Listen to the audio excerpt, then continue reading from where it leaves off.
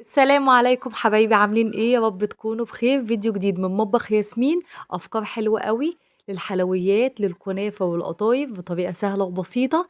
يا رب تعجبكم. يلا بقى بينا نسمي الله والصلاة والسلام على أشرف خلق الله. اللهم صل وسلم وبارك على سيدنا محمد وعلى آله وأصحابه أجمعين. وما ننساش طبعا دعوة لإخواتنا في غزة، ربنا يا رب ينصرهم نصرا عزيزا يتعجب له أهل السماء وأهل الأرض. اللهم ارحمهم يا رب، اللهم آمين يا رب العالمين.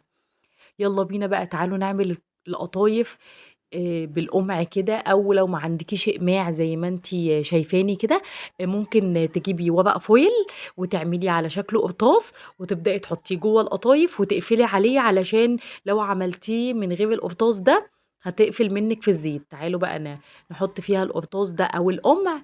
لو انتي ما عندكيش اقماع استانلس زي دي، ممكن تعملي البديل بتاعها. ممكن تعملي قرطاس على شكل قرطاس بالورق الفويل قصدي، وتحطيه جوه القطايف وتقفلي عليه علشان ياخد الشكل اللي احنا عاوزينه، تبقى القطايف مفتوحة كده علشان نقدر نحشيها كريمة او كاستر او اي حاجة انت عايزاها، اي حاجة تحبيها.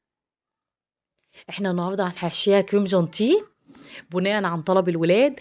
لو أنتِ عاوزة تحشيها مثلًا نوتيلا، عايزة تحشيها كاستر، عايزة تحشيها أي حاجة من أنواع اللي هي الكريمات اللي بتتحشى، تقدري تحشيها أي حشوة أنتِ عاوزاها. هنبدأ بقى نقليها كده. بُصّوا القمع بيطلع من القطايف بعد ما تدخل في الزيت وتبدأ في القرمشة، القمع بيسيب منها خالص، يعني بيبقى بكل سهولة بتطلّعيه. بُصّي دول كله كده القمع طلع منه. هنبدأ بقى نطلّعهم كده من الطاسة على منشفة أو منديل أي حاجة عشان خاطر تصفّي الزيت. وعندنا بقى شربات بتاع القطايف، كلنا طبعًا بنعرف نعمل الشربات. كوباية سكر على كوباية ونُص من المَيّة، وتسيبيهم على النار لحد ما ياخدوا القوام اللي أنتِ شايفاه قدّامِك ده، ولا تقيل ولا خفيف، يبقى قوام متوسط. بتاع القطايف شربات القطايف بيبقى متوسط، ولا تقيل أوي ولا خفيف أوي. هنبدأ بقى نشربهم بالشربات ونحطهم بقى كده في طبق خارجي ونسيبهم كده يشربوا. بعد ما شربوا الشربات ومعانا نص كيلو من الكنافة، بعتذر، معانا نص كيلو من الكنافة. هنجيب بقى هي نفس الإقماع اللي استانلس، وتقدري برضو تعمليها بالورق الفويل على شكل قمع وتلفي عليها الكنافة كده رول. أفكار بتبقى حلوة وبسيطة بس بتعجب الولاد قوي، وحاجة كده غير المعتاد. صينية الكنافة العادية اللي بنعملها وبنقطعها، دي أفكار حلوة وبتعجب الولاد قوي.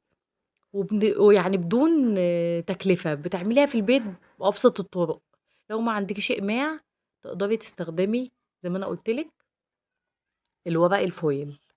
بصوا بقى بعد ما عملنا لفينا الإقماع بتاعتنا كلها، هنبدأ بقى ننزل عليها الزبدة وندخلها جوه الفرن. يلا بقى لو انتوا لسه معايا انتوا احسن ناس.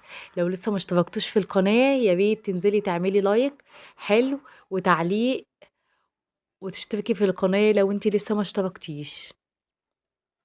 بصوا حطينا الزبدة عليها وهندخلها بقى جوه الفرن. بقيت نص كيلو الكنافة اللي معايا هنزل عليه ب5 معالق من الزبدة.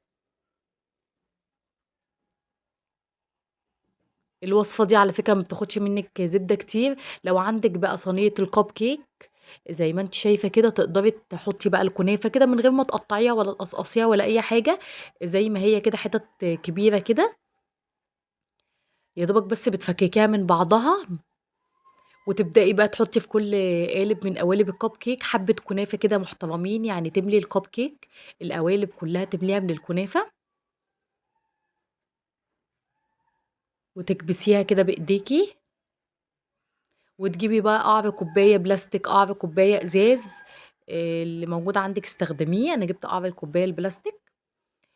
وهبدأ كده اضغط عليها علشان خاطر تاخد الشكل بتاع الكب كيك. افكار برضو دي من ضمن الافكار الحلوة والسهلة، والواحد بياخد القطعة كده ياكلها، مش بتهدر معاكي ولا فرافيت بقى ولا اي حاجة. هي القطعة وهتشوفي في النهاية.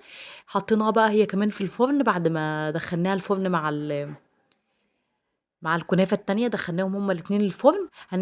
القطايف بقى بتاعتنا بعد ما شربت الزيت، هنجيب بقى كيس كريم جانتيه نحط عليه نص كوباية من اللبن المتلج، ونضربهم طبعا من المضرب، وهنحشي القطايف بتاعتنا بالقرطاس كده، او باي كيس عندك تقدري تحشيها باي كيس، وهننزلها بقى في سوداني وجوز الهند، نديها كده شكل كده من قدام، لو مش عاوزة تحطي عليها مكسرات، هي طعمها حلو من غير اي حاجة. الكنافة بقى بصوا بتاعتنا ما شاء الله، الله اكبر، طلعت بصوا بقى لونها ذهبي وحلوة ازاي وجميلة. نزل عليها بقى السيرم بقى بتاعها، وبرده الكنافة الكونو طلعت برضو ما شاء الله، بصوا لونها ذهبي كمان، هي كمان حلوة وجميلة. هننزل عليها برضو السيرم، ونديها برضو السيرم بتاعها، الشربات هنسيقها كده بالشربات بتاعها.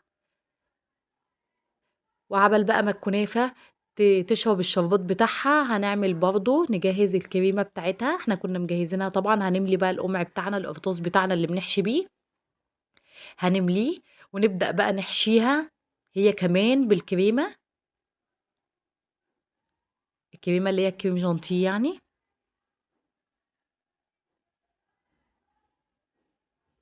بصوا هي كده شربت الشربات، هبدأ بقى أحشيها. بصوا القطايف ما شاء الله طعمها والله روعة روعة بجد، أحلى من اللي هي محشية سوداني، بس لا بجد طعمها حلو قوي، مختلفة جدا. بصوا بقى القطايف، القطايف عملناها وجهزناها قدامكم اهي. هنبدأ بقى نقدم الكنافة. بصوا الكنافة بقى ولا فرافيت ولا أي حاجة، وحشينا كمان الكونو. نبدأ نقدمها بقى في الطبق، وبالهنا والشفا. ما تنسوش الاشتراك في القناة، وتعليق من القلب للقلب يا رب، دعوة من القلب للقلب في الأيام المفترجة دي، ربنا يكبر بخاطري ويكبر بخاطر كل المسلمين يا رب العالمين. بصوا ايه رأيكم بقى؟ تستاهل كام من 10؟ والله بجد ما خدتش مني نص ساعة واقفة في المطبخ، وعملت أحلى عظمة بجد، وطعمها كان حلو قوي، وما خدتش برضه مني سمنة كتير، ولا اتهدرت معايا في ولا حبة كنافة، طلعت ما شاء الله. فيديو جديد من مطبخ ياسمين، باي باي، في حفظ الله.